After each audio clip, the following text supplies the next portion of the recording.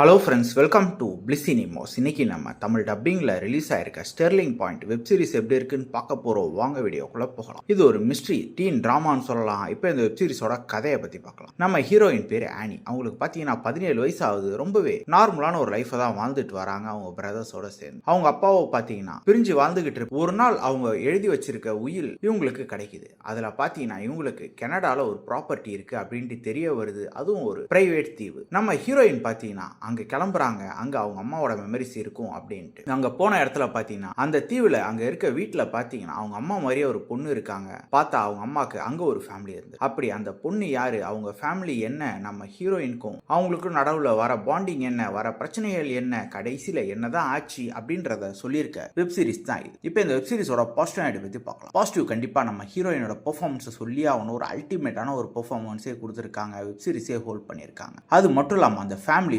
நடுவில் இருக்க பிரச்சனைகள், அதுல இருக்க மர்மங்கள்னு அதையே ரொம்ப நீட்டாவே காமிச்சிருக்காங்க. இன்ட்ரெஸ்டிங்கான ஒரு ஸ்டோரி பிளாட்டா இருந்தது அதுவே. அதே மாதிரி கனடால இருக்க அந்த தீவையை ரொம்ப அழகா காமிச்சிருக்காங்கன்னு சொல்லலாம். அதுக்கு சினிமோட்டோகிராஃபி ரொம்ப சூப்பரா ஹெல்ப்ஃபுல்லா இருக்கு. அதே மாதிரி அங்க போனதுக்கு அப்புறம் இவங்களுக்கு கிடைக்கிற ஃப்ரெண்ட்ஷிப்பா இருக்கட்டும், லவ்வா இருக்கட்டும், அதே மாதிரி அவங்க ஃபேமிலி பாண்டிங்கா இருக்கட்டும், அவங்கள பத்தி தெரிய வர ஐடென்டிட்டியா இருக்கட்டும், எல்லாத்தையும் ரொம்ப நீட்டாவே காமிச்சிருக்காங்கன்னு சொல்லலாம். டெக்னிக்கலி இந்த வெப்சீரிஸ் பயங்கர சவுண்டா இருக்கு. குறிப்பா சினிமோட்டோகிராஃபி தரம்னு சொல்லலாம். அதே மாதிரி எடிட்டிங்குமே ரொம்ப நீட்டாவே பண்ணியிருந்தாங்க. அதே மாதிரி ஒவ்வொரு எபிசோடு முடியும் போது ஒரு நீட்டான ஒரு சஸ்பென்ஸ் வச்சு முடிச்சிருந்தாங்கன்னே சொல்லலாம். இந்த வெப் சீரிஸோட நெகட்டிவ் பத்தி பாத்தீங்கன்னா, வெப் சீரிஸ்ல பல போர்ஷன் ரொம்ப ஸ்லோவா போகும். அது மட்டும் இல்லாம ட்விஸ்ட் அண்ட் டர்ன்ஸ்லாம் ரொம்பவே பிரெடிக்டபிளா இருந்தது அப்படின்னு சொல்லலாம். அது மட்டும் இல்லாம ஸ்டார்டிங் எபிசோட்ஸ் எல்லாம் பாத்தீங்கன்னா கேரக்டர் இன்ட்ரோடக்ஷனுக்கே எடுத்துக்கிட்டாங்க. அதனால ரொம்பவே லெங்தா போயிடுச்சு வெப் சீரிஸ். மொத்தத்துல இதுல மொத்தமா 8 எபிசோட் இருக்கு. என்ன கொச்சாட் பண்ணி எடுத்துதான் நல்லாவே இருந்தது. இது எப்படி இருக்குன்னு கேட்டீங்கன்னா, இது ஒரு one time watch web series தான். ட்ரை பண்ணி பாருங்க. இந்த வெப் சீரிஸ்க்கு நம்மளோட ரேட்டிங் கேட்டீங்கன்னா 10க்கு 6 மார்க் கொடுக்கலாம். வெப் சீரிஸ்ல அடல் கண்டென்ட் இருக்கு. ஸோ ஃபேமிலியோட பார்க்கறத அவாய்ட் பண்ணிக்கோங்க. இன்னொரு வீடியோல சந்திக்கலாம்.